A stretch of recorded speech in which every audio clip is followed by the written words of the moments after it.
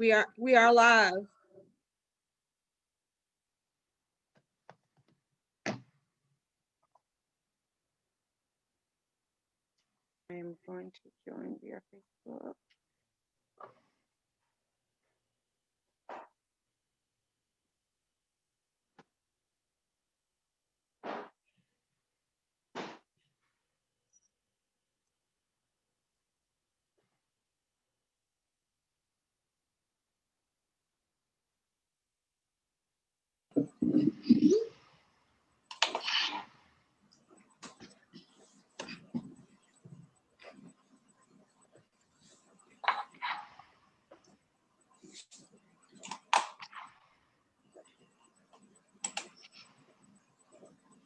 We are FB Live. Okay, thank you.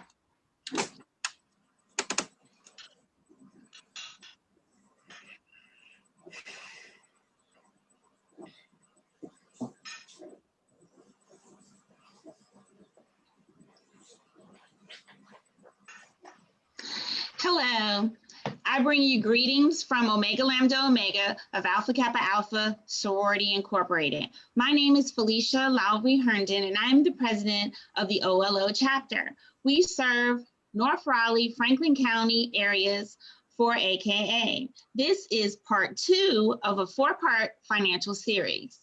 Please feel free to follow us on Facebook and visit our website regularly for our programs. Welcome. Thank you, Felicia. My name is Shima Caraway, and I'm the co-chairman for the Building Your Economic Legacy target for the Alpha Kappa Alpha Sorority Incorporated Omega Lambda Omega chapter. So welcome again to our virtual series, part 2. I just want to go through a few tips with you. And some of you heard these last time because you were here before. So you're going to get used to hearing these and following these rules. All lines are muted upon entry, so please do not unmute your phones or your computers, but please do add your questions to the chat. We are monitoring it closely. We are also monitoring Facebook Live. Hi, Facebook. So you can put your questions in the chat there. We'll also put some notes in from time to time in both Facebook and here in our Zoom call, so you can take notes. Please participate in the poll questions. We've got a couple of interesting questions that'll help the speaker tonight as she speaks with you about finances. And please do add your email addresses if you'd like to be contacted by our speaker tonight. And then make sure your cameras are positioned properly so we can see your beautiful and handsome faces. Thank you. We hope you'll learn a lot and enjoy.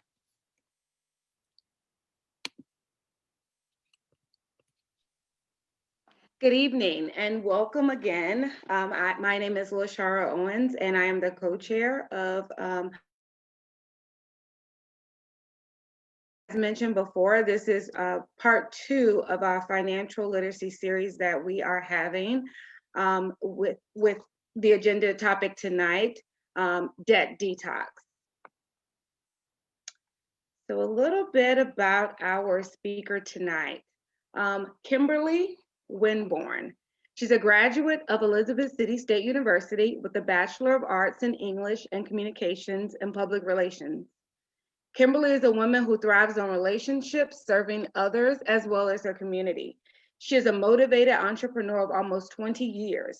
She is the founder of Kimberly Winborn LLC, a company that focuses on personal, professional, and financial development for individuals and business owners. Kimberly is also the co-founder and president of a networking group for business owners as well as aspiring business owners known as Visionary Networking Circle, LLC. She is also a proud member of Alpha Kappa Alpha Sorority Incorporated. Kim is a community builder. She believes that we can all attract our tribe instead of chasing it. She believes this applies to clients as well as associations in every area of life. She has helped to build communities for her business brands as well as her clients by sharing her winning strategy. Among the communities that she has helped to build, her favorite in her ministry is the Praying CEO. The community pushed her deeper into her purpose, and she is now full steam ahead in the mission to help other business owners spread the message of Jesus Christ through their business. Kimberly has been requested, at schools, conferences, seminars, and workshops to speak on subjects such as leadership, financial literacy, public relations, vision, communications, entrepreneurship, professional networking, youth entrepreneurship, and financial literacy and personal development. Her favorite thing to share with audiences, which is her signature speech, is that we are all born to win. I now turn the presentation part over to our speaker, Kimberly Wilborn, to cover topics under debt detox. Hi. Hello, everyone. It is it is a pleasure to be here. I'm glad I've had the opportunity to kind of connect and meet with some of the ladies prior to starting now. And I am excited to present to my sorors how amazing and how so much fun this is going to be. I don't get in all the places that I speak, I'll be honest, I haven't spoken that often for AKAs. I've spoken at so many different places, but when I got this invitation, this was kind of one of the more exciting ones because of that fact. So I'm glad to be here. I'm gonna share my screen and go to the presentation.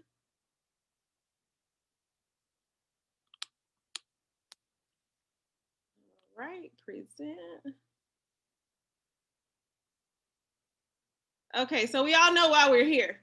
We're here for your financial literacy series, building your economic legacy. That is a word that you will hear me say often, legacy. That is a word that I want you to think about throughout this entire presentation. You can ask me questions about it too, but legacy. And I want to pose a question right from the beginning.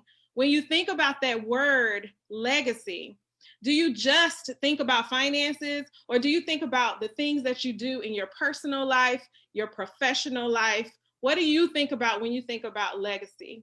And I'll share with you, for me, I think about all of the things that I am going to leave, all of the things that I am going to do in order to leave a different space. You know how they say, leave the space that you enter better than you came, better than it was when you came. That's what I want to do in my life. And so many women have that same desire. That's why we burn the candle at both ends, right? Most of us are burning the candle at both ends quite often because of that desire to leave something better, right? And sometimes as a result also of that desire, we push too hard. And we in turn say, I deserve this, I deserve that.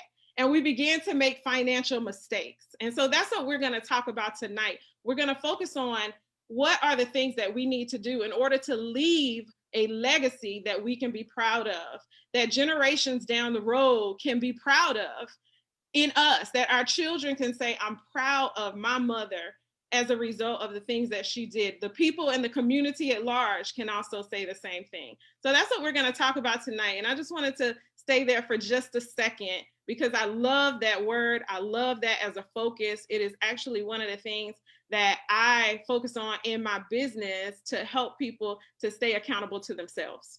Legacy. So feel free throughout to ask questions. I believe that's the platform here, right? And I love that. I love interaction. I don't like just talking to myself, or it feels like that sometimes as a speaker, like you're just talking to yourself. So I love interaction. I love that you guys have set it up that way. So Kimberly Winborn LLC's communications and finance consultants. So I'm going to tell you all some facts to start things off before we really dive into the Debt Detox, which is the program that I created as a result of the culmination of my experience. And the culmination of my experience is that I'm a certified financial education instructor. I'm also an insurance agent. I've been an insurance agent for years and a financial advisor and planner. So I love teaching. I'm a master coach. I love teaching finances, whether it's youth or adults. So that's my background. Facts. Did you know that 26% of Americans owe more than their annual income to consumer debt, which could hit a record 4 trillion estimated by the end of 2018. These numbers are about the same, so I haven't changed it. 26% of Americans owe more than 26% of their annual income to consumer debt. That number is rising every year. That number is rising every single year. 10.7%, this is the default rate of student loans that are 90 days or more delinquent. And you think about this pandemic. Think about this pandemic that we've been in for the past 8 months. I'm sure that's skyrocketed. I can't even keep up with the numbers. I went and I researched and tried to get new numbers, but I can't even keep up with the numbers because they're consistently changing. So we're going to focus on this number, but it's consistently growing. Debts on auto loans and credit cards are climbing more than 7% annually, while housing debt is rising at a little more than 2%. According to Make Lemonade, there are more than 44 million borrowers who collectively owe 1.5 trillion in student loan debt. And like I said, that number just continues to rise. According to research from the Economic Policy Institute, the number of Americans with a lifetime source of income from their employer is down to 21%. 4 out of every 100 Americans, now I want you guys to think about this. You don't have to be a math genius. 4 out of every 100 Americans. So if we do the math, 100 minus 4 is 96. 4 out of every 100 Americans will be financially secure at retirement. Only 4. So what's up with those other 96 people? And are you in the 96? That's something that we have to think about. Being financially secure at retirement is what we all want. Come on, like who does not want to be financially secure at retirement? I don't think anybody's going to raise their hand, right? Everybody wants to be financially secure at retirement. Everybody sees at some point in your life that you're going to retire, right? We all have a goal to retire, not to work forever. Even those of us who burn the candle at both ends, say that we enjoy working, so we'll never really stop because we're going to start doing all the things that we want to do that we couldn't do because we were working. We still want to have that as an option, right? We want to have it as an option. So if 4 out of every 100 Americans will be financially, only 4 out of every 100, that makes 96 of us that are not. Well, I don't plan to be in that number. And this is according to a research study done back in 2000. And like I said, those numbers are just getting worse. They can't even keep up with all of these numbers at the Social Security Administration because it's fluctuating all the time. And I do research on these all the time. An analysis by the Economic Policy Institute using data from 2013 showed that a typical couple in the 56 to 61 age bracket only has $17,000 set aside, which was supposed to be enough for retirement. So I'm sharing these facts because I need people to understand why getting out of debt is essential. There is good debt and there is bad debt. Trust me.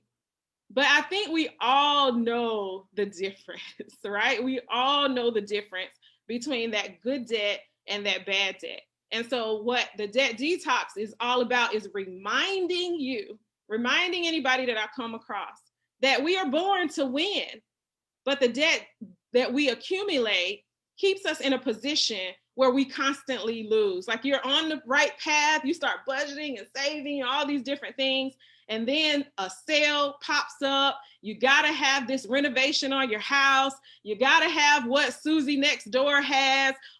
Come on now, all these different things that in our minds, we say we deserve, we need, we want. And next thing you know, that $1,000 that you spend so easily, I'm gonna pay it back. It becomes $2,000. Then they increase your credit card limit, and then it becomes $4,000. And before you know it, you have maxed out that credit card or that finance account or whatever it is.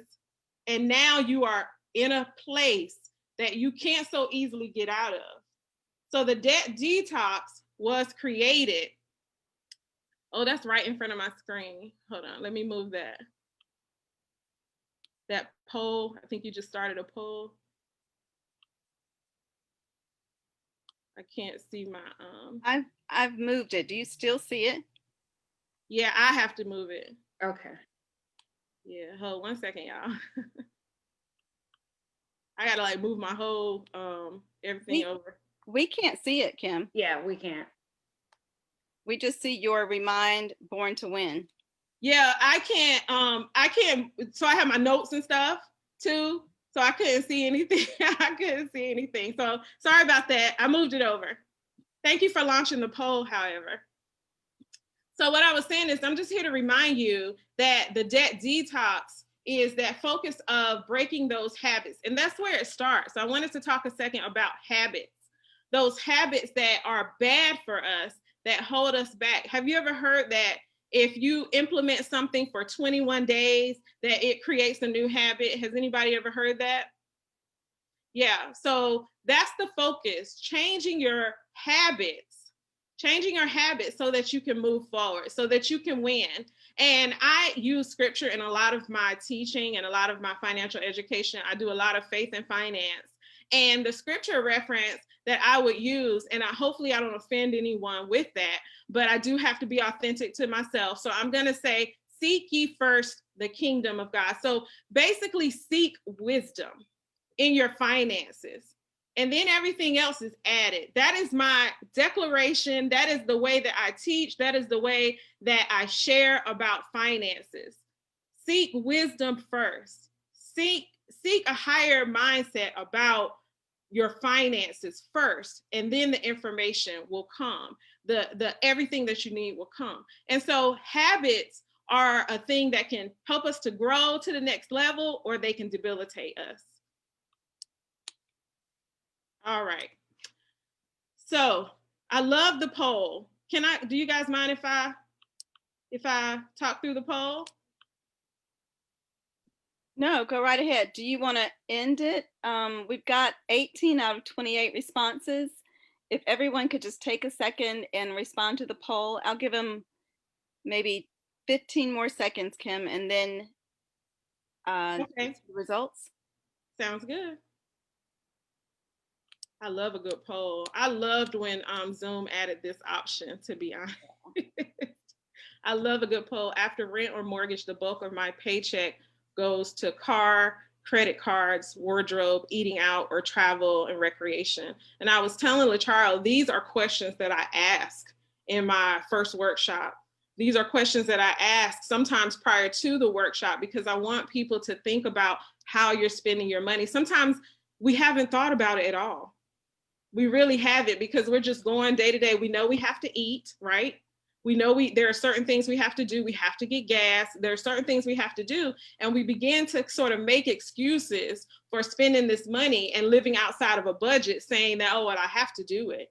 And so I love this question because it makes us think. Anything that makes us think, I love it. So I love that poll. All right. So we Are have you guys going to talk up. through the poll, or do you want me to? I'm going to read through it for Facebook, Okay, just so that Facebook have the opportunity to share as well. So the poll for our Facebook listeners is: after rent and mortgage, the bulk of your paycheck goes where? To your car, credit cards, wardrobe, eating out, or travel and recreation. So I'll allow Facebook also to respond, but you can go through. If you see the poll results, you can definitely talk through these, Kimberly. Okay, so credit cards was the highest at 46%. Eating out was next at 27%. Car, 15%. Travel and recreation at 12%. And wardrobe, clothes, shoes, or handbags has 0%. So I wonder what these credit cards are paying for, if not anything in wardrobe, clothes, shoes, or handbags. I see I would have everybody write all this out, like in each category, how much for the car, what are you breaking that down to be? And then credit cards, wardrobe, eating out, and travel and recreation. These are interesting results. Very interesting results. Okay, that's all. That's the gist of what I would like to. Does anybody have anything that you want to share or talk through with this particular part?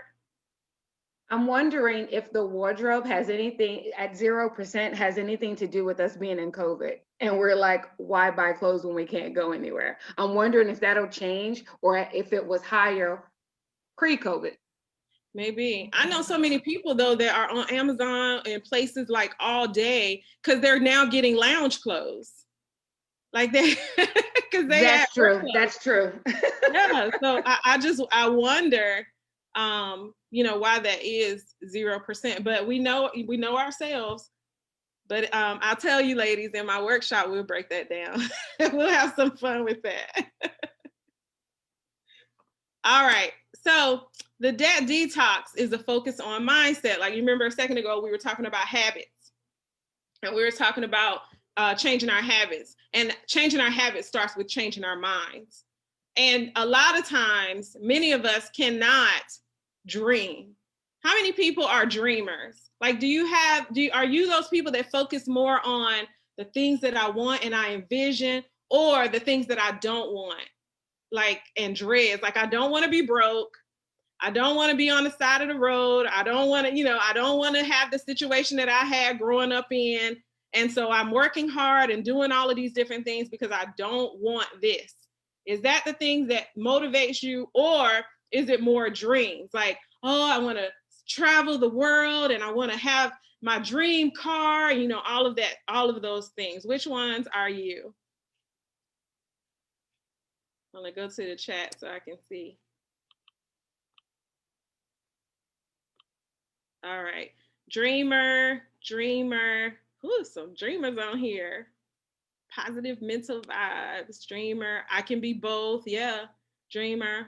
Okay. I'm going to tell you all, true. I don't want to have the situation I grew up in. That's more of a dread. I'm with you, Alexia. That was me. I was hustling and working so hard in business. And the reason why is because I was focusing on the dread. Like I didn't want, and I love my mom to death. I don't knock anything. She was a single mother of 3. So I'm not saying this to say that I don't love my mom or what she did for us, but I did not want to be a single mother. I didn't want to, my father died, so she couldn't control that, but I just didn't want that for myself because I saw her struggle. I did. That is actually the motivation for why I got into finance. I saw my mother struggle. And just a few years ago, we were having a conversation and she said, I wish that I could have given you all more. And I know everybody here loves your family. If you love your mother like me, like I love my mother. And her saying that it broke me down because she worked so hard. I don't even know how she did. How many people have that experience? You don't even know how your mom did it sometimes. But she worked so hard, but she still felt like it wasn't enough. That's the reason I got into finance. How many women feel like I'm not doing enough. I don't know enough. It's not enough. My children aren't going to benefit because I'm lacking. And so for me, the hustle, and I worked hard. Yeah, sometimes I was working on my master's, building a business and getting a certification all at once. I hardly ever saw my family. I was working part-time at night to like 2:00 in the morning, waitressing just to make money. I had a lot of money, but no time, no family, because I focused on the things I didn't want. It served me, but only so far. It got me to a specific place, then I hit a wall. And I realized that you have to have the combination. You have to write the vision and make it plain. You have to see it in order for it to manifest, right? And so that took me to the next level towards my financial success. Being able to dream took me over the wall. So how many people need to jump over the wall from dreads, what you don't want, to dreams and make that an amazing marriage that helps you to win, to move forward? And so that's what the debt detox is about. That is absolutely what the debt detox is about. 30 days to cleansing from toxic financial habits that are holding you back so that you can move forward. Okay? So anybody ever done a detox, like a health detox? I said I was starting one tomorrow. And I'm going to do it for 14 days. So a health detox, that's to cleanse all the gook, help you with your gut health. Sometimes it's a liver detox, all these different detoxes, y'all know. And y'all know we are the queens, women, of some sort of a diet or a detox or something. They call it everything a detox these days so that you could justify it, right? But so I'm starting a detox tomorrow. And the debt detox is a intentional focus, because that's what a detox is supposed to be. An intentional focus, laser focus to help you to grow to the next level. So just imagine taking 30 days where every day you're intentionally focusing on doing a task towards getting your budget together, savings started, if at all, or increased, emergency fund. How many people have an emergency or know you need an emergency fund? I'm not going to have you to answer have one, but how many people know you need an emergency fund and have been caught in situations where you didn't have one, but you needed one and you didn't have enough? And maybe you had to do what? Use that credit card, right? You might have had to even get a new credit card because the other one didn't have the amount that you needed, right? Because of other things. Come on now, this is life. This is life, especially in a situation like this pandemic where many people were furloughed, laid off, all these different things. The people who were getting unemployment were getting more money sometimes than the people who were still working, the frontliners and stuff. And so 30 days to cleansing from toxic financial habits that hold you back. Yes, you definitely need an emergency fund. All right. And so that's what the debt detox is about. And we start with mindsets.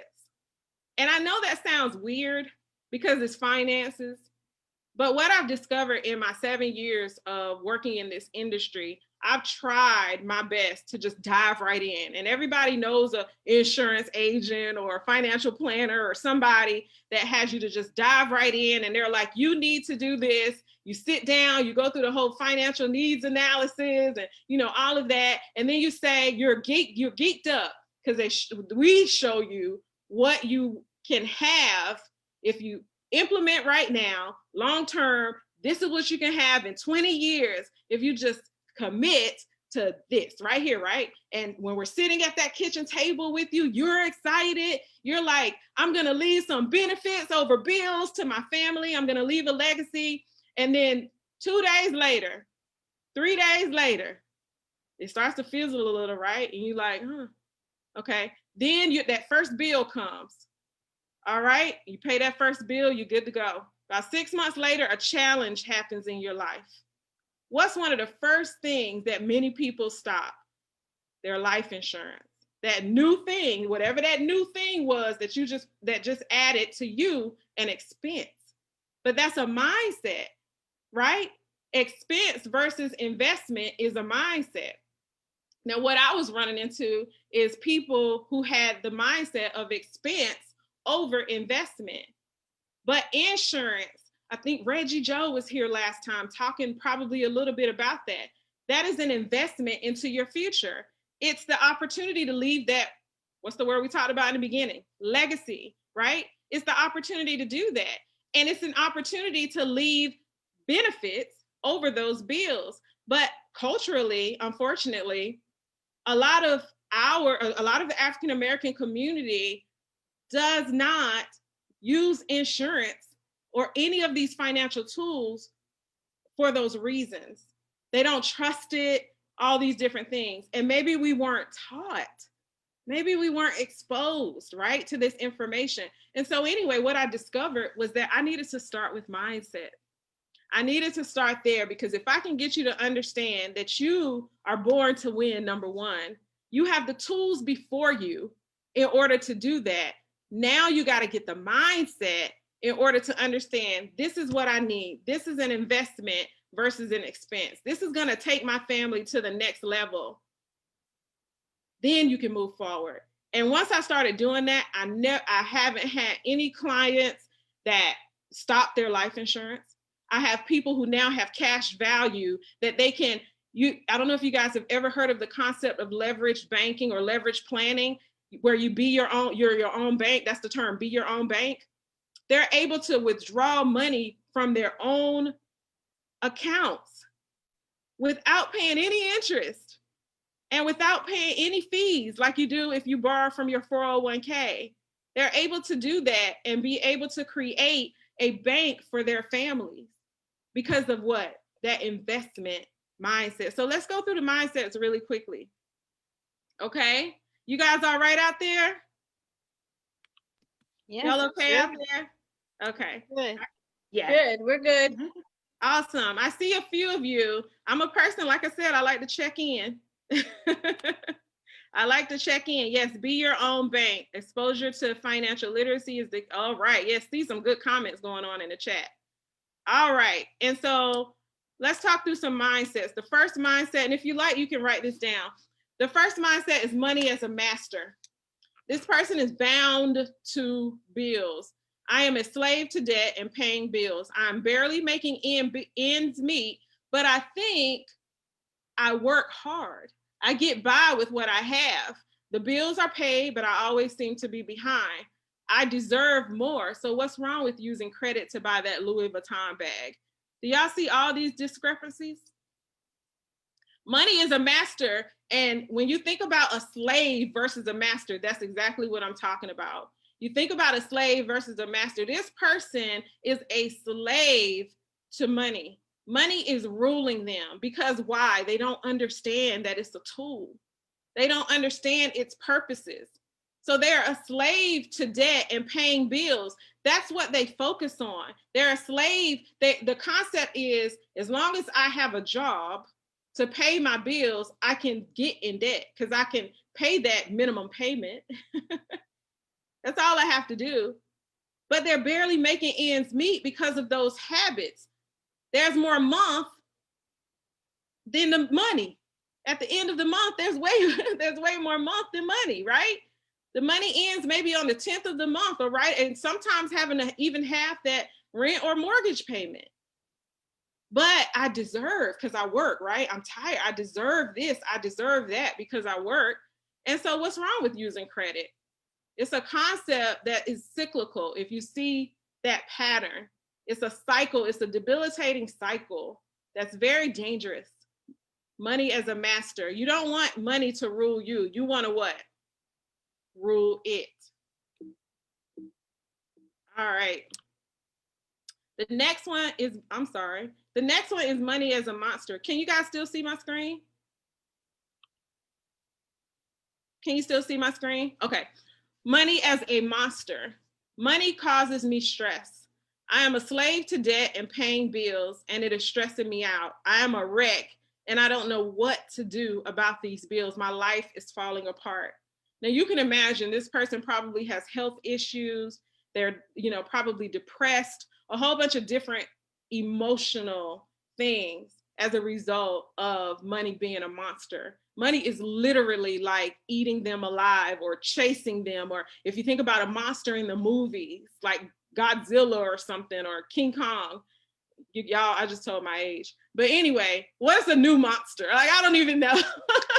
But a monster in a movie, you think about that and what happens, the person is running away from it because they're afraid, it's too much for them, right? And that monster, once it finally catches up with them, is probably gonna kill them, hurt them, something. That's what this person thinks about money. It's a monster. It causes them stress. They can end up in the hospital. It's really a bad situation. And as I'm going through these, you may recognize yourself in many of them at different spaces and times in your life. You may have been here. Some of them you may say, I don't want to get here, so I'm going to do something different starting right now because I don't want to get here, but maybe I feel myself kind of getting there just a bit. Money is a major. So money is a god, the little g. Their whole concept is get money. That's what it is. Like, I got money. As long as I have money coming in, then I am amazing. I need more money. How I acquire it can be good or bad. I love a good get rich quick scheme or whatever I know to do to get money. I don't exist successfully without money. Success and money go together. Money is a major. Money rules their life. Y'all remember that song? I don't know, everybody's different ages. Cash rules everything around me. Yes. Gets the money. Dollar bill. Yes. Yes. I was Oh, really? Get Money. Biggie and then Get Money, Kim. I don't know the other one. Yeah. Oh, yeah. I can't say the first part of Biggie one. Get money. Same era, same era. Same era. Yeah. As I said, I'm telling my age. Us 90s. Anyway, I'm moving right along. All right. So money as a motivator. Money inspires me. Money is a tool, but I have to be sure that I don't get too caught up in focusing on getting it by any means necessary. Money can help me to fulfill my purpose and achieve goals, and nothing will get in my way. So this is a good and bad mindset for money, because as you see, it talks about how it can help. They know that it can help them fulfill their purpose and achieve goals, but sometimes they can begin to, money is motivating them. So now it's like, how can I get more money? You know, you ever met people like that they start off very innocently, getting money, having an honest job, all of that, and then down the road you start to hear that they're doing other things in order to maintain that money, that level of money. Maybe you'll hear about them embezzling money or something that you feel is out of character. Well, what happened was money became their motivator. It began to inspire them. It's almost like the last one in the sense that it becomes a god. They idolize it to a certain degree. And so they're willing to keep that same status. Money as a motivator. So it can be very good, but it can also be very bad. Can you all see how that could be possible? Yeah. Yes. Yes. All right. The next one, money as a manipulator. So money is power. I am powerful because I have money. I will use it to bribe and blackmail others. I am above others who have less than me. So money is power. These people believe that they can control you, me, and everybody else because they have money. I don't know if you know anybody. I guess with each one, maybe you can think of someone that is like these. They could be a celebrity, they could be a leader, they could whatever. They could be your next door neighbor or your best friend. I don't know.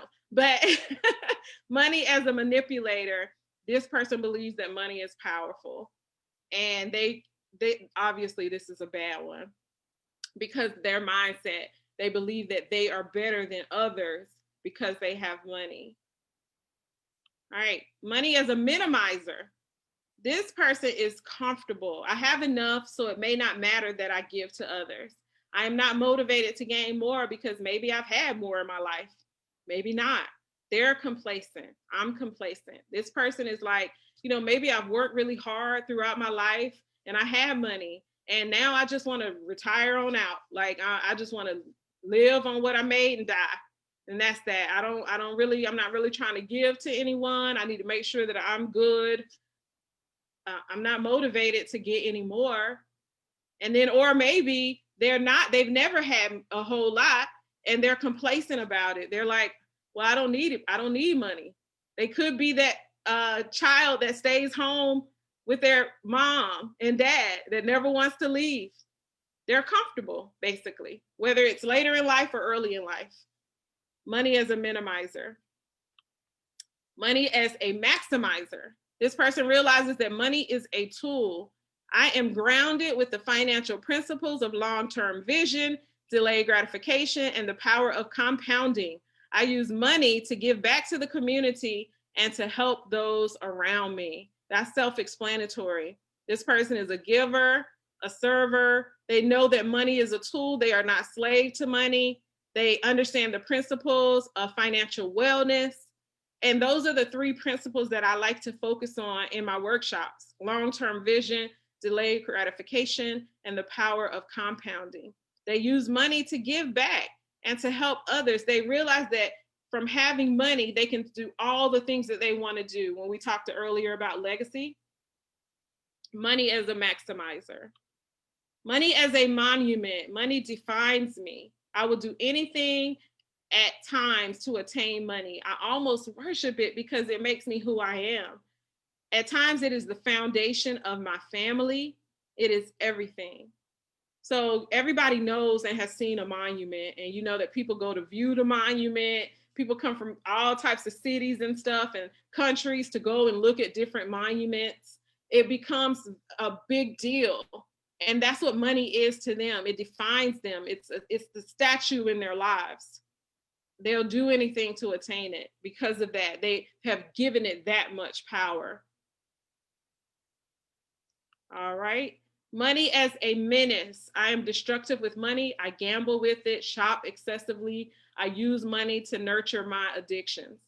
And those addictions can seem very harmless or they can be very dangerous. But that person, money, to them, money is a menace. They don't do good things with it at all. They don't know how. And that's the thing with the mindsets. They don't, these different mindsets is where a person is because they don't know how to not at that stage of their life. Now, they can definitely move from that one mindset to another through education, association. I am destructive with money. Has anybody know somebody like that? They gamble with it, shop excessively, use it to support their addictions like alcoholism or all these other addictions. And it's fine. Money as a menace. It's fine to them, I mean. Money as a means, purpose. Money is a means to live out my purpose and higher calling. It is given by the heart that yields it. So I need to be sure to guard my heart. My purpose is bigger than me. That's the final mindset. Money as a means is kind of a bonus. Money as a means to live out your purpose and your higher calling. That's what it's for. Do you ever thought about money like that? Anybody ever thought about money like that? That it's a tool to live out your purpose and higher calling? Let's see. Yes. What are we saying in the chat? Yes. Yes, got some yeses? Mm-hmm. Okay, yeah. So which two do you think? There's two that are good. If for those who were taking notes or what have you, which one stood out to you as one that you want to aspire to? And I'm gonna go ahead and give you the second one, which is this one. So which of the other ones is one that you feel that you should aspire to? Somebody said motivator. Any other guesses? Motivator. Okay. Any other guesses? Money as a means and money as a maximizer. Miser. Yep. Money as a means. Yep. Maximizer. Yep. I'll take a couple more. Any others? Any other thoughts? You guys are on it. All right. Money as a means. Maximizer. Maximizer. Yep. So money as a means. Definitely. And money as a maximizer. Those are the two. Money is a tool, you all. This person is going to be you if it's not you today, right? If it's not you already, it's going to be you because you're going to make the choice to move forward, to propel, to take it to the next level, to change your mindset, right? I am grounded with the financial principles of long-term vision, delayed gratification, and the power of compounding. I am going to give my money to community to help those around me. Money is a tool. And when you think of a tool, you all, you think of a hammer, a nail, think of a wrench. What is it that you use it for? And how specific do you have to be, right? So if I'm going to hang up a picture, the right tool is a hammer, correct? And a nail, right? That's the accessory I need, the nail. And the tool that I need is a hammer. If I go and get the wrong tool, now many of us have probably used a shoe or something to through the years or seen our parents do it to hang up a nail, but that is the wrong, to hang up a picture, but that is the wrong tool. And then you might have seen them get a hole in the bottom of their shoe or different things like that. The hammer is the right tool. So money is that tool that will help you to live out your purpose, to be able to give back to your community. Let's start with you though, to be able to live out your dreams and to give back to your family and leave the legacy that you want to leave. Do you guys see why I have to start with mindset? Because just like with personality profiling or any of those things, if you don't know where you are, it's hard to get to where you want to go because it's hard to see it. You have to identify with where you are in order to move forward. So the principles that we focus on in the debt detox are giving first. That is the number one principle that we focus on. The law of reciprocity. You give and you shall receive. So even when it doesn't feel like you have anything to give, you still give.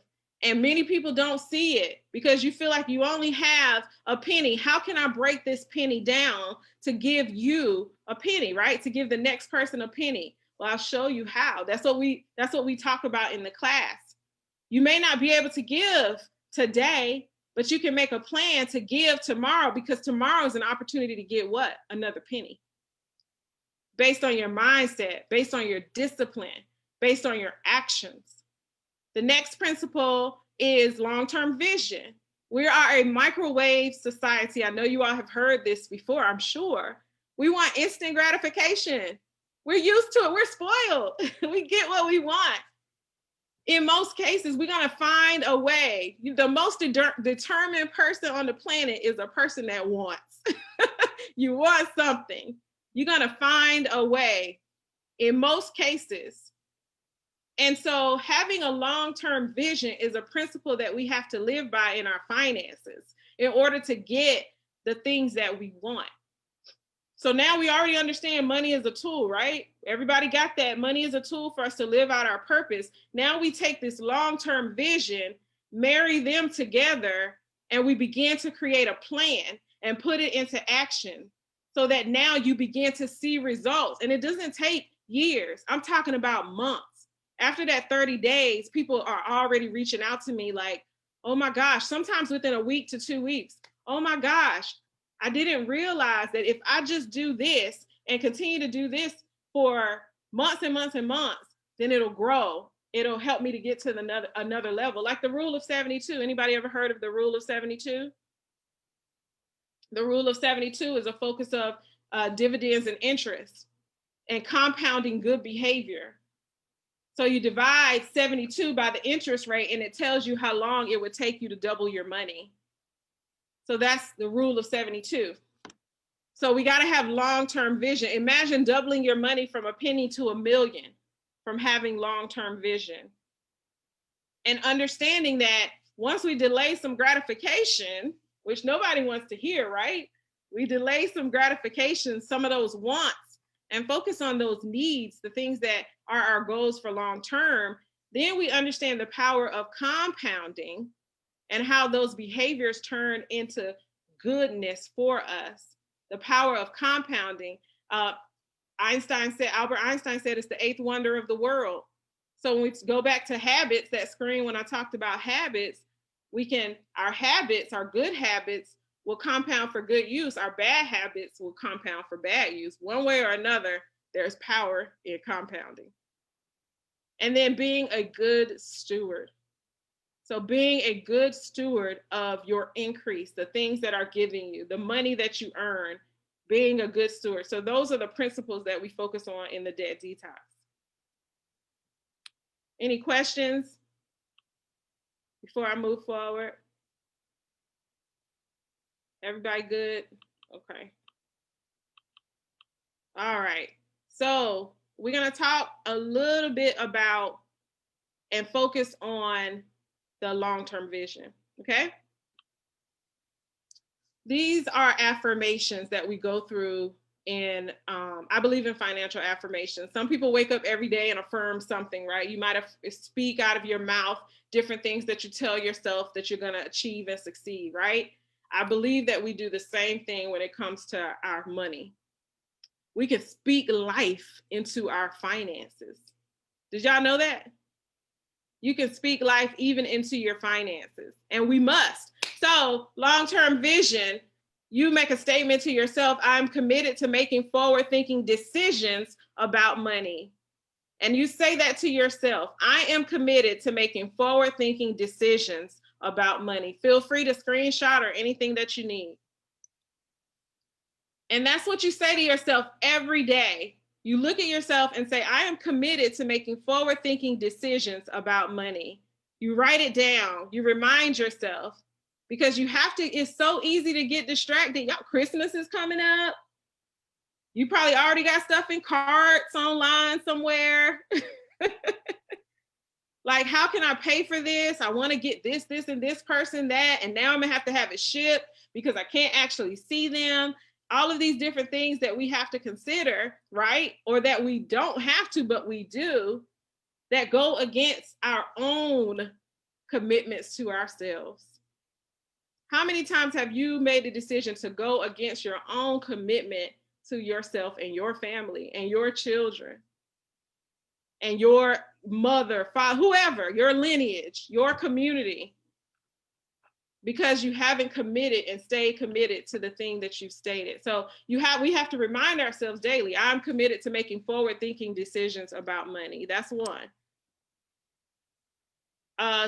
Scripture foundation, good people leave an inheritance to their grandchildren, but the sinner's wealth passes to the godly. Like I told you guys, I use scripture a lot. Long-term vision, I will no longer accept my lack. I will get educated financially and change my circumstances. That's an affirmation. That's something you have to continue to remind yourself. I will no longer accept my lack. Do you guys know how powerful that is? To say that, I will no longer accept my lack. You can get over that wall that I was talking about earlier. I will no longer accept my lack. I will get educated financially and change my circumstances. The wise have wealth and luxury, but fools spend whatever they get. Lastly, I will pay myself first by practicing long-term vision. I will save what I pay myself. I will pay myself first by practicing long-term vision. I will save what I pay myself. Now, let me break that down. Paying yourself first means that maybe out of your check, you have something automated that goes to a savings. Many companies will go ahead and do this for you. You have something that comes out of your check that goes to an account that you can't touch, that goes to your savings, that focuses on that long-term vision of building that for you. Now, I'm gonna make you mad maybe for a second, only for a second, because you're gonna understand. I also believe that, first of all, like I said, give, right? So I believe you give 10%. I wholeheartedly believe that. If you don't give it to a church, you're giving it to a charity, but I believe in tithing. So 10%, right? That's the first thing that comes out of your check. The next thing, 10% automated to your savings. You can do it yourself, or you can have your employer do it for you, right? Then I'm gonna ask you to save another 10%. I know, right? But just think about that. 100%, you're still living on 70. Think about that, y'all, for real. Like, when it comes to math and the numbers, when you say it, like, oh man, she want me to 10% here, 10% there, and 10% there. But think about your future and what you want for your future. That other 70% is going towards household, all that stuff. But your future is being built in that 30, only 30%. 20 is going actually into the emergency fund and the savings. And that 10, you like, well, what about that 10? That 10 is that law of reciprocity that I was talking about, that principle. Once you give that thing, it's coming back to you. So you gotta subtract that from the 100. I will pay myself first by practicing long-term vision. That's the mindset and focus and principle that you have to recall when you keep seeing that 10% coming out of your check and you're like, oh, I could use that, right? Just forget about it. Just forget about it. Just forget about it. And I'm gonna tell you, it may not be day one. So let me tell you this, these are goals that we lead up to. That may not be day one. You may not be able to do, I don't come into anybody's life like slaying, like, no, we just don't. I don't want you bouncing checks and getting evicted and all of that. But we build up to that. And I award you along the way, and my team as well. So let's get to that. Let's make a first goal of getting you to a $200 emergency fund. If you have none, $200 is great, because some people don't have it. You just don't have it right now. to put to the side. Kimberly, Yes. can we ask that poll question about what percentage everyone saves from their Yeah, paycheck please. each month? Yeah, that's Watch perfect. that. I say, what percent of my paycheck each month?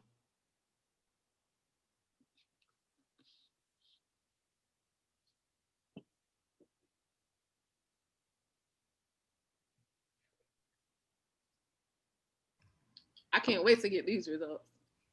So just for clarity, is that question you save to the account that you don't touch, right? That's the don't touch account. Or don't touch money. That's what I would ask. Is that what you all are asking? Yes, the don't touch account, whether it's your savings account, in your 401k, whatever you're saving. Okay. And while you guys are answering, you just brought up the 401k. So that is a savings platform that people, use. You can sometimes on the job, obviously, sometimes they match. And then sometimes you can create them outside of the job as well for those who don't have an employer. So that is a savings platform that would qualify in that 10% that I'm talking about. But I do believe that you also have to have another 10% towards an emergency fund. Okay? Yes. And then I also believe, benefiting you, that you need a savings that you can actually touch. Like for those moments when you need to touch a savings, like vacation. You want to save for things that you want, such as vacation, such as Christmas, such as those things that you maybe going out for date night with your boo every 2 weeks. Those are things that would be in the savings. So you do need to put money aside for specific things too. So I wanted to break that down so that you guys understand what I mean when I say savings. Just to reiterate for the Facebook listeners, the poll question that we have now up on the Zoom is, I save blank percentage of my paycheck each month. And you can add that in the comment section if you wish to share. Thank you. Yeah, the options I like 5%, 10%, 15%, or 20%, or none. These are great options.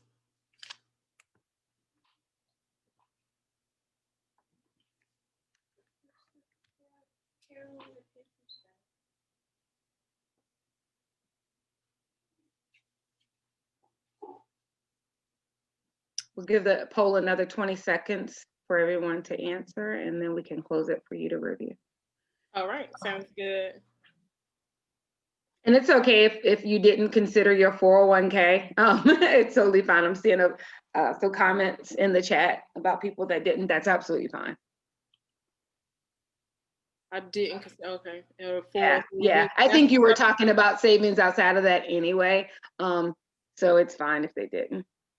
So I'm going to end the poll now, and if you can see the results, let me share.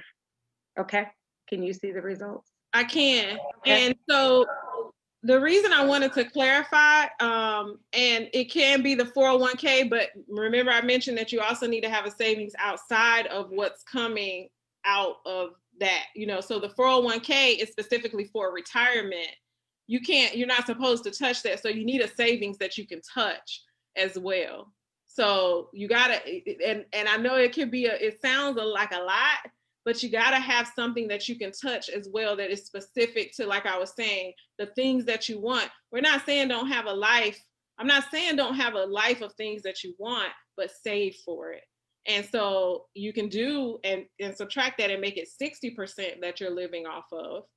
Or you could cut it in half and do a 5% savings. That's going to be in your budget. That is going to be determined in your budget. Okay.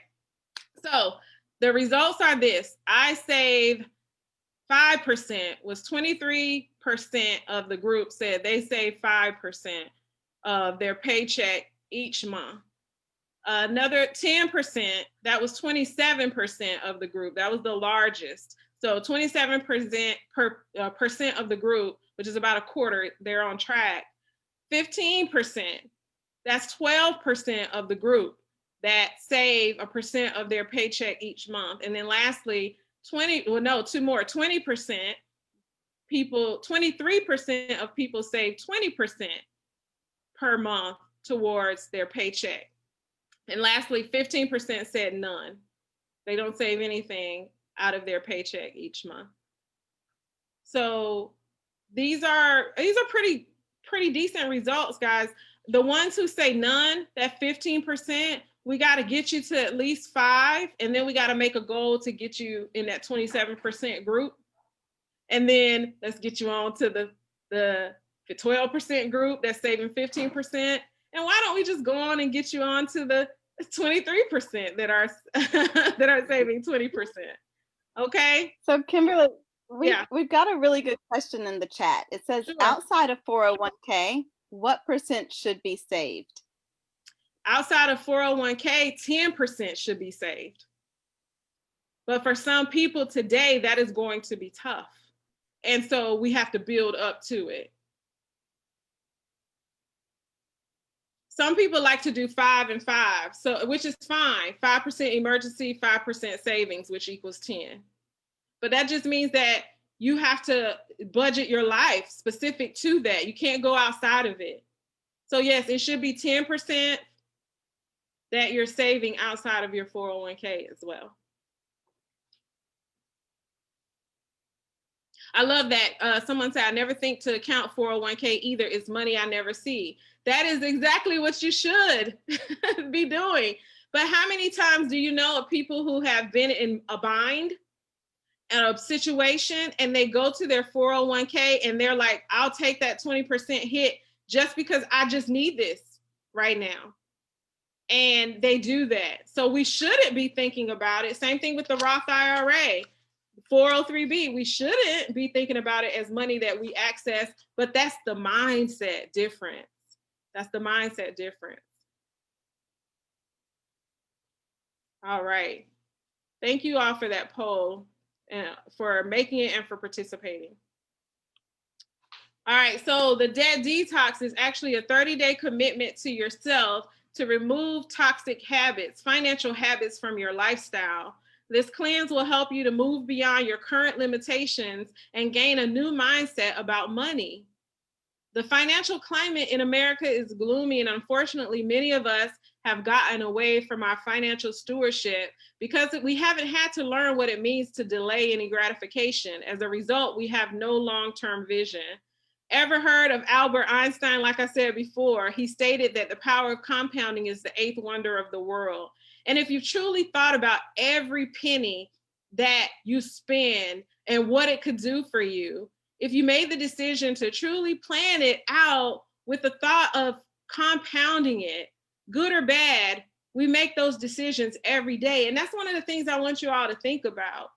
The things that you are doing now with every single penny. I'm not talking about $1, $5, $10, $20. And more. If you really thought about what you're doing, because most of us think of a penny and you throw it away, right? It's not a big deal, right? You see it on the ground, you walk right by it. It's not a big, especially now in COVID, but it's not a big deal, right? But if you truly think about that penny compounding over time and what it could potentially do, then take that same concept and thought and begin to think about the value of every single penny and what you do with it. Then your mindset will slowly begin to shift. When I was a kid, my mom used to have me counting money. I love counting money. And she would give me a whole bunch of change, right? And she would just throw it, she would put it on the floor, like all out on the floor and in a jar. And she would say, Kimberly, count all the pennies, count all the nickels, count all the count all the money, and then tell me how much you have. That is when I began to really understand the value of a penny. Because that's when I learned, think about it, a penny grows to what? A nickel, right? If you have 5 pennies, that's a nickel. Everything is a cent. And that's what I mean. The penny doesn't matter until you become a nickel, but 5 pennies is a nickel, right? 10 pennies is a dime. 25 pennies is a quarter, right? And that's what we learn. We learn the value of money, all of us in school, based on 1 cent, right? They start with 1 cent. So if you begin in your mind to think about that when it comes to your finances, you won't waste a penny. People call me frugal, right? I am. I don't like to waste 1 penny. I want my change, but I'm a giver too. I'm not cheap, but I am frugal. I want to spend my money on what I want to spend it on. I want it to have value. So yes, I want to control it. I'm the master. If I've made it, I'm the master of how it's spent, how it's distributed. When I began to understand that, that also changed the way that I dream. It also changed my activity, my daily activity. I don't stop giving because I know that, first of all, I budgeted, but I know that my giving, and I don't do it selfishly, but I know that it's a principle that is going to be valuable to the next, just like the concept of thinking about that penny. So everything that we think and we do is valuable to the action, the next thing. So the debt detox is that jump start to helping all of us to make the good decisions daily in our finances. And another thing I want you to think about, do you deserve the right now gratification more than your children or your legacy? Deserve it. Those connected to you, those around you, those that you're doing community service for, do you deserve it more than them? And that goes back to your legacy now. You have to answer that for yourself. That goes back to your legacy and what you want to leave, because that's what this is all about, your economic legacy, right? So if you honestly just really get with yourself and ask that question, I had to do that for myself. Is this thing worth more than me paying for my daughter's college? Is this thing right here worth more than me paying for her to have protection and us to have a fortress over our family if anything happens?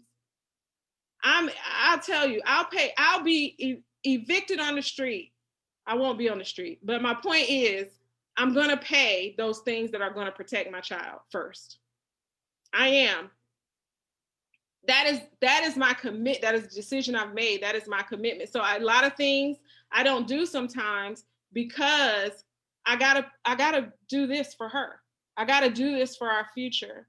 And so that's what we have to get to. And that's what the debt detox is a focus of. So it's all about getting started with a few more commitments, not to me, but to yourself, to your family, to your legacy. Let me look in the chat. Any comments? Yes, for our children. I have a short-term and a long-term saving for those. There was a question just above that. Okay. Courtney is responding to Eileen's question. Okay. It says, do you see that? When saving for various reasons, such as emergency fund, birthdays, or Christmas, travel, saving for a home, do you save in different accounts or in the same account? I do see it. So you can save in the same account, but separate it. Like, you have it depends on what bank where you're banking and how they let you break stuff down. If you can't do it where they break it, you can break down, like I was with Wells Fargo for a while and I was able to break it down in different categories, but have savings that was all connected and I could, rotate it and automate my savings. So it depends on the account, but yes, definitely you want to have them sectioned off for what each is. So the emergency fund should absolutely be separate from the savings. So that's number one. And then the savings has to have different, your money has to be directed as to where it's going to go. So yes, it has to be broken down in different accounts. One of the things that you can do is if it's going to all be together, and so you don't want to have a whole bunch of different accounts because you could have a bunch of things that you're trying to save for. I believe that some of these can be growth accounts. So let's not overlook growth accounts too, because you can have an account that's earned a lot of these bank savings don't earn you any interest. You can have a growth account that you might get through a broker, a mutual fund, some sort of a thing like that is earning you some interest. And that could be a different account. Everything doesn't have to go to the bank. So that's something you can think about. A growth account, a money market, stocks and bonds. If you're at a specific level, now I'm going to say this, and hear me well. If you're at a specific place where you are able to, because you've done all these other things financially well, and you can begin to trade and those sort of things, then that is also an opportunity for growth. But I say get all of these other things in place first. So did I answer your question? Who was it? Eileen? Was it Eileen? No, Courtney. Did I answer your, who was it?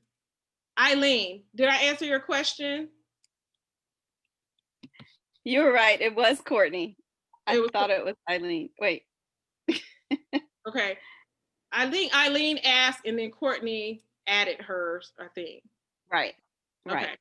Yeah. So you can look into, depending on where you are. Now, you want to make sure you have a regular savings fund, maybe 401k as well, or some sort of retirement fund separate, right? So retirement fund, savings fund, emergency fund. In that savings fund, say you want to save for Christmas, you can absolutely put that into, there are these apps now. You guys heard of all these new apps where you can use to help you to save money and put towards specific things. Some of the banks will do that for you. You can have a Christmas fund, and sometimes they encourage you to do that, and they give you a little bit interest on those things.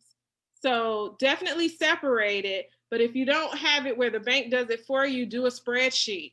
So you're keeping up with those things and make sure you don't touch it except for the thing that it's for. Now that's your own accountability. And somebody said, I like the way to save account at Wells Fargo. Yeah, it makes me aware at how much I swipe per month, and then I can break it down to what I'm spending or where I'm swiping. If everything else is in place, consider trading or investing. Oh, you were repeating my notes. Yes, Digit, Capital. There's so many that now we have at our disposal that we didn't years ago to be able to save and put money into these spaces to help us long term. So for now, if you haven't saved for Christmas for 2020 and you want to save for 2021, you can begin to do that. Start a fund, do it today, do it this year. Same thing with Thanksgiving. You know, people who are inviting people into their homes and cooking all that food, that takes money. Now this year, probably not as many people going to have people over. So we might save a little bit, but for those who are, that's another fund that you have to consider. If you're the hostess with the mostest, whatever holiday it is, then you want to save for those things, especially if you like to bring in caterers. You know how we do. We fancy. So let's see, the State Employee Credit Union has a Christmas fund. Yes, they do. I do a spreadsheet each month. Yes, love the exclamation point. I'm exclamation pointing with you. Yes, a spreadsheet works for me too. Okay. Yes, ladies, great comments. We got to have a budget. We got to save. We got to save. We got to have a budget. And one of the things that when I talk about budgets, so, and this is just my information. So when I talk about budgets, every budget is not the same for everyone. And that's just the truth. There are a few different types of budgets. Some people are very focused on where they want to go, and they just kind of living like beans and rice, and that's their lives, right? Because they have a goal. They may not do it forever, but they may do it for like 6 months, right? And so their budget is specific to that. Then there are people who they're same lifestyle all the time, 30, 30, 30.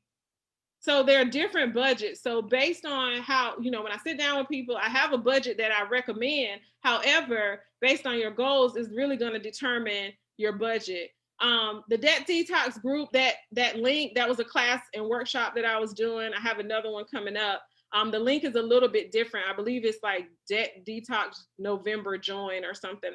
I didn't change out this slide, but it has my information down at the bottom. But I am doing a Debt Detox workshop beginning November 17th. So for anybody that's interested, please contact me at KimberlyW@KimberlyWinborn.com and let me know, and I'll get you the information for that workshop. But thank you, Shima, for sharing my information in the chat. So any questions or thoughts or concerns, or do you have another poll that we can work through? We've got a couple of polls. We've got one, do you have a debt plan? You have a plan, well, do you have a plan to get out of debt? That's one. That'll Okay. be a quick one, but we've got two, like how many credit cards do you use or have? And then do you know your credit score? All right, can we do the do you know your credit score, please?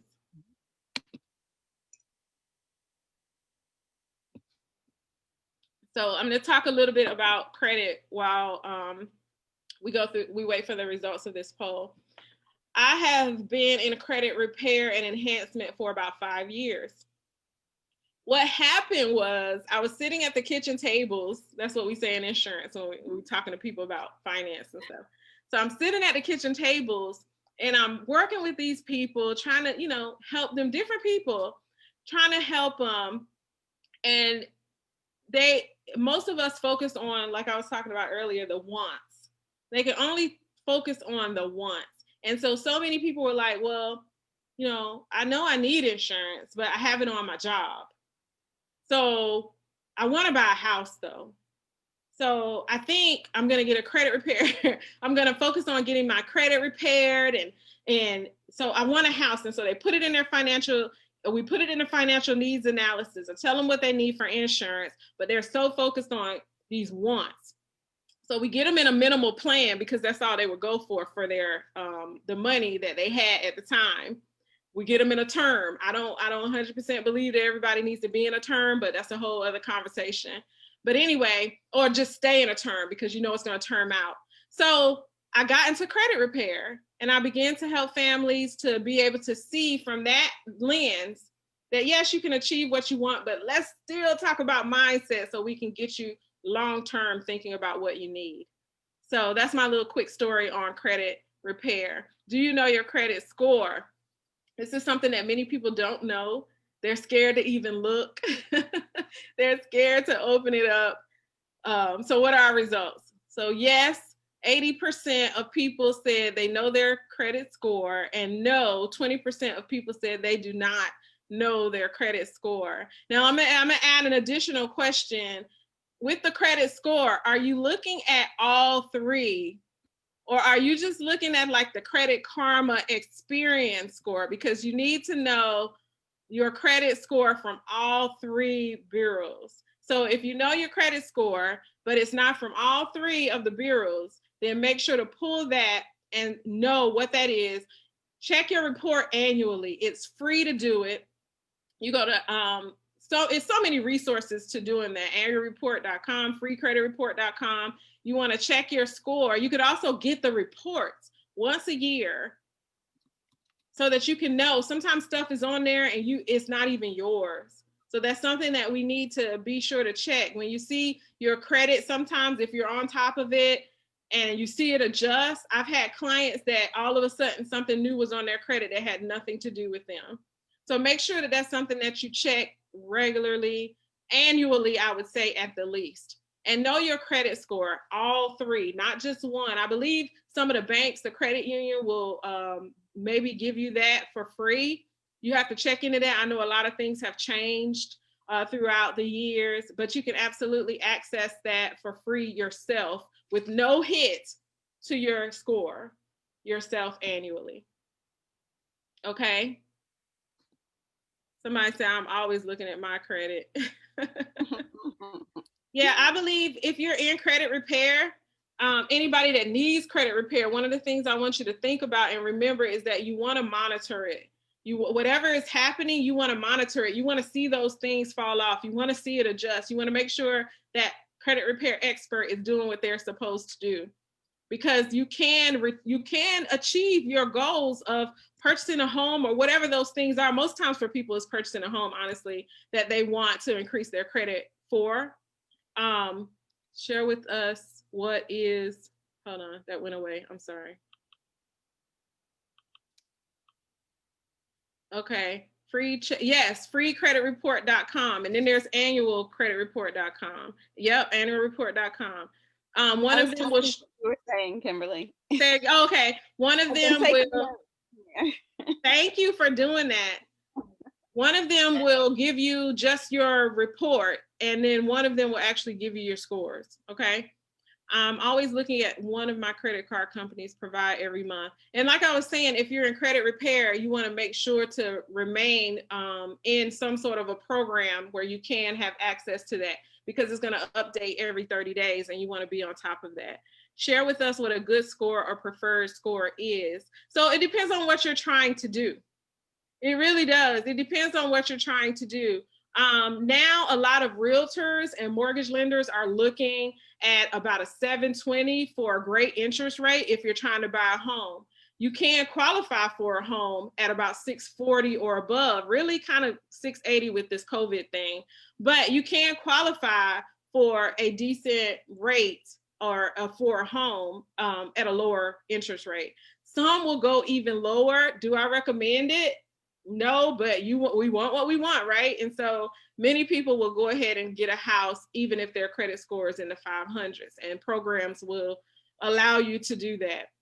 So it really depends on what you're trying to do, which determines a good credit score. Just to be able to say, hey, I got a good credit score and I'm, and I'm wonderful and proud of myself for having a great credit score. You want to be around a 750. Most people are, kind of happy when they're around a 750. So, but look at all three reports. And I'm going to tell you, I have a client right now that there is a 80-point difference between her Experian score and her Equifax score. And because of that, she cannot qualify for the program that they're trying to put her in to get this house that she wants right now. And you know why? There's one thing, not all of your accounts report the same. Did you guys know that? Not all of your accounts report the same. Some report to TransUnion, some report to Experian, some report to all three, and some only report to Equifax. So that's why we need to look at our reports, because you could say you got a car through a finance company, not like a bank. It may only, your car payment may only report to TransUnion, for instance, or that's usually an Experian thing, actually. The bank loans usually report to Equifax. So yeah, it could be a combination that's crazy. And you're like, oh man, I thought I was doing a great job on making this payment. Why isn't my score going up across the board? It's not even reporting to that bureau, right? So, but then many of our accounts, like if you get a Bank of America credit card, a Chase credit card, those, you'll see them on all three reports.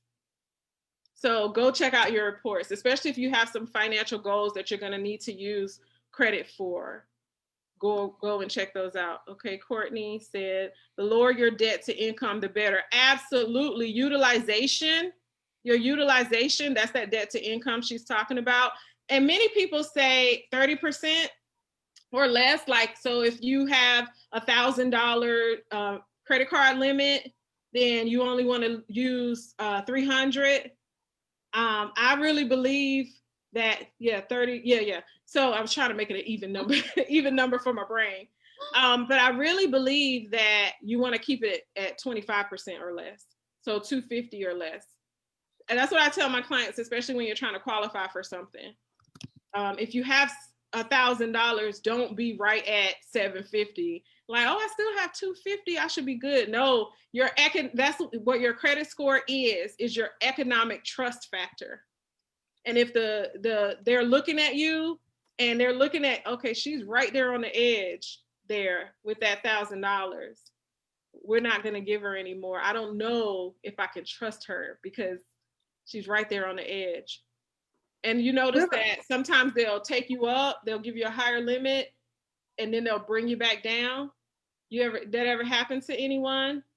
Okay. Yeah, that's because your trust factor changed. You started mixing stuff up too much, doing stuff, and they do reviews ever so often, and they'll just pull it.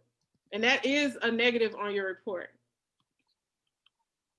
I think Kimberly, we have a question from Facebook. Okay, what's the question from Facebook? Paying off your debt won't always raise your score. How can you raise your score while still having some debt? So paying off of your debt, it depends on the debt combination. It can raise your score, but she or he is right. It doesn't always. Is this just in a private group? Is it a she? Yeah, it's a she. Okay. It's in the Facebook comments. Yeah. Okay, so she's right. But what you can do to raise your score is going to depend on how much credit you have or do not have. And so that's why I also focus on enhancement, because some people don't have enough credit to have an economic trust factor. And so the Bureau is like, well, we don't know you. And just like in friendship, if you don't know a person, why are you going to give them anything, you know, or you're going to limit what you give them. And so it's the same thing. So you have to build that. And there are ways to do that. Some people do a secured card, like through a bank. Some people will do it through like their local credit union or something like that.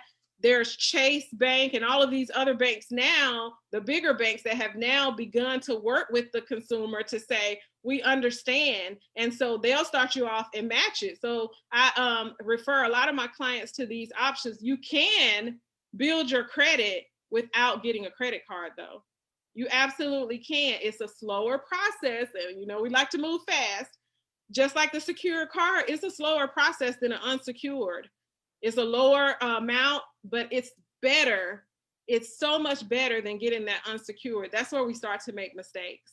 But you can build your credit without getting a credit card. Like I said, it's a slower process. You can get a car, you have a car payment.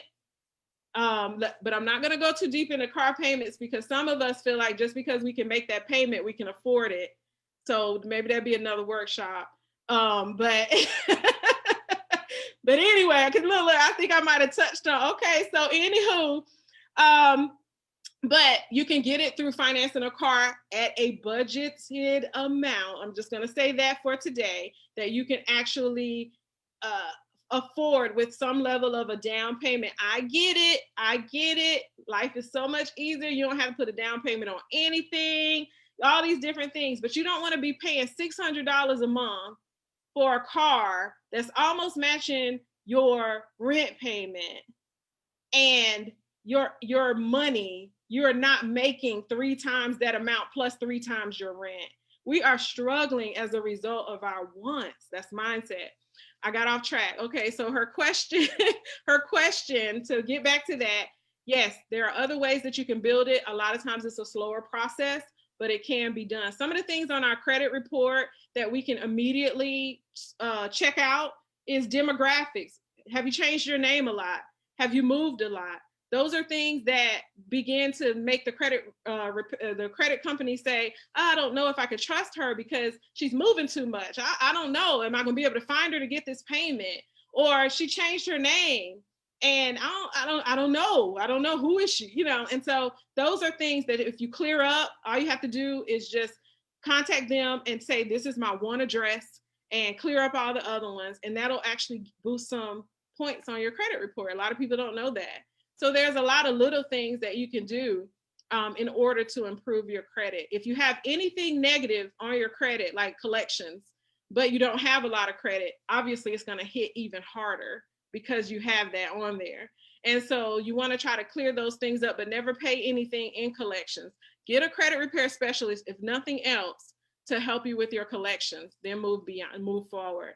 Somebody said, yes, I'm trying to establish credit now, no credit cards, just student loans. Yeah, you get a few points as you continue, you know, you pay those loans.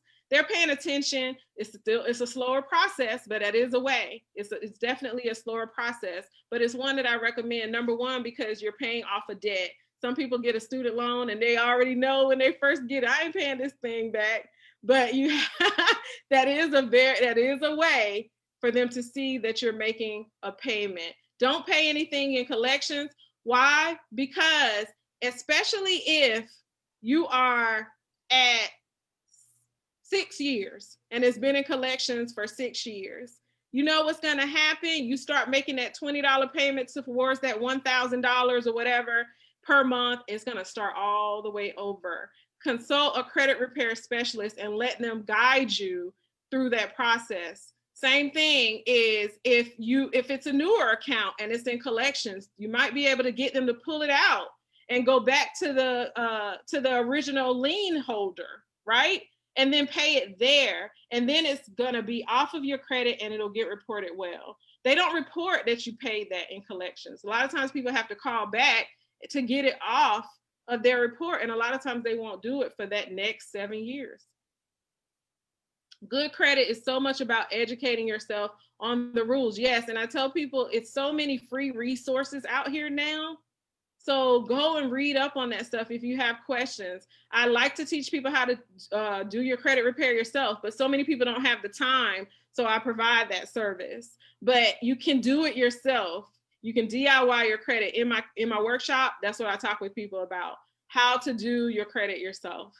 Because I'm not going to do it. Like all those people, I can't. I don't have the resources, but I can guide you through it. And then for those that I can't, I've partnered with a third-party company to help me with them. All right, somebody said, is the FICO just as important? Is the FICO just as important or the same? I'm not sure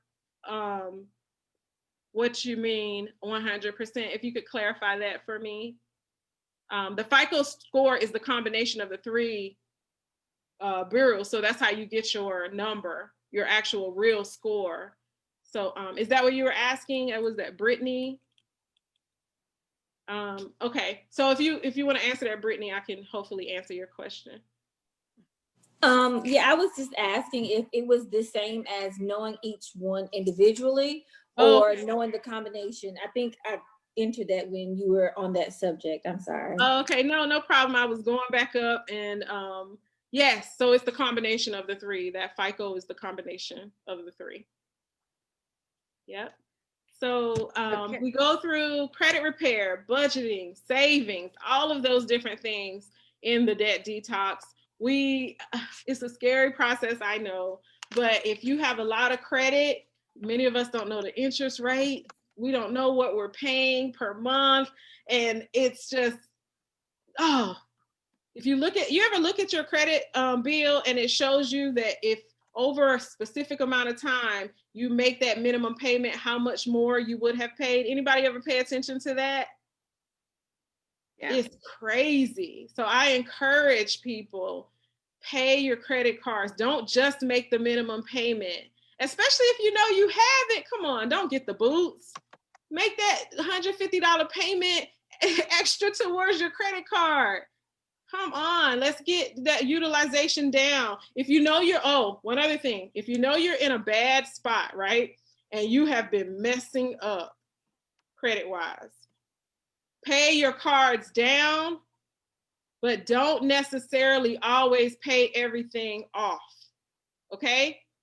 Because what will happen as soon as you make that payment, they will close your account. If you and I'm not saying horrible, but just, you had some little things here and there, pay it down, pay, a little bit at a time, work on getting the other stuff right. And then if you want to pay it off, do it then, but don't do it while you're in financial trouble and you want to keep that card. They are going to close it. And that does hit your credit and it lowers your score. Well, Kimberly, I'm sorry, I didn't mean to interrupt. I just want to be respectful of everyone's time because we did have 7 to 8:30. So just in wrap, we know that we wanted to make sure we got people some information to get started on their debt detox. So we know that you mentioned savings and that's something they needed to start working on, and also needing to pull their credit reports from the 3 agencies. Could you give us maybe quickly 2 more top to-dos or action items that we should start working on to start our debt detox process? Well, 2 other action items I mentioned earlier was mindset. So understanding where you are is going to help you and then following those principles of long-term vision, delaying gratification, and understanding the power of compounding, giving. So yeah, pulling your credit, starting those emergency fund, the savings, do an analysis of want versus need. And are you on target? Are you actually on target? Are you a person that finds that you're focusing on more wants and you need to focus on more needs, because doing that list will help you to see where you are. A lot of the things that we comb through, like I was saying before, is what's your interest rate? What are you paying per month? What is actually before you? So actually pulling all of that stuff out, filing it, having a system for your finances, having some sort of a system and processes that you follow. Many people don't, which is why we don't have a budget, which is why we don't save. So having a system and some processes, like you guys were talking about the spreadsheet, is essential to the debt detox. It's essential to getting rid of those financial habits. And so those are all things that we discussed today. And but it starts with mindset. I mean, honestly, it starts with mindset. Go back through those money mindsets and figure out where you are, and begin to put into action where you want the steps in action to get to where you want to go, which we all want to get to money as a maximizer and money as a means where we're fulfilling our purpose because of the usage, the good usage of our money. So did that answer, Lacharo? Hello? Am I frozen? Yes, I can hear you. I hope you Okay. can hear me. Did that answer? Yes, I think so. So I hope I'm not delayed, because I know I've had some internet issues here. So just in wrap, thank you again, Kimberly, for sharing with us debt detox and going over the tips and understanding that mindset matters before anything else. And I just wanted to invite everyone on the call, everyone, to our next sessions. This is session 2 in our 4-part series. Our next session will be next Tuesday, and we will have information posted on our website by tomorrow for that. It will be, the topic will be home buying, secrets revealed. If you're looking to buy or sell, the cost of home buying, how much can you afford? Are you getting ready to sell your current existing home? So those questions and discussions will be next Tuesday, November 17th. Following Tuesday, December 1st, we will have our last of the 4-part series, and it is on understanding estate planning, understanding wills, power of attorneys, trust. If this is something you want to invite your grandparents to, your parents, and watch together with them, this would be a good example, a good discussion to have with parents, like I said, with grandparents, and planning that. Both of those flyers will be available on our website, and you will see those shared on Facebook. So we hope that you join us for those upcoming sessions. And if you have any suggestions that you would like us to look at for next year, definitely send us an email online on our website, and we will try to put the series on again next year. Being a virtual community, environment, the first quarter of next year. So send us anything financial related that you are interested in, and we will try to bring that to you. So again, thank you for joining on behalf of OLO, and I hope you all have a great night.